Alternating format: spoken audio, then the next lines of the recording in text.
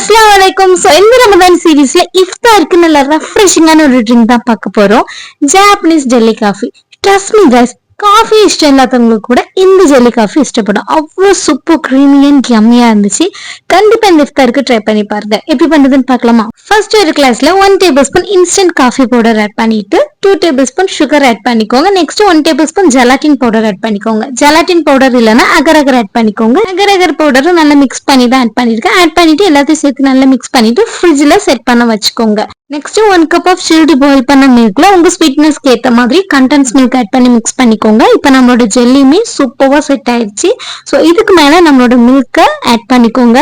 பாத்தீங்கன்னா இது super correct consistency, பார்த்தாலே உங்களுக்கே தெரியும். இந்த டைம்ல நம்மளோட ஜெல்லியை மில்க்ல செய்யற மாதிரி நல்லா மிக்ஸ் பண்ணி விட்டு எடுத்தீங்கன்னா நம்மளோட சூப்பர் யம்மியான Japanese jelly coffee ready. Trust me guys, அவ்வளோ சூப்பர் யம்மியா இருந்துச்சு. இஃப்தாருக்குலாம் ஏத்த ஒரு ரெஃப்ரெஷிங்கான ஒரு ட்ரிங்க் தான்.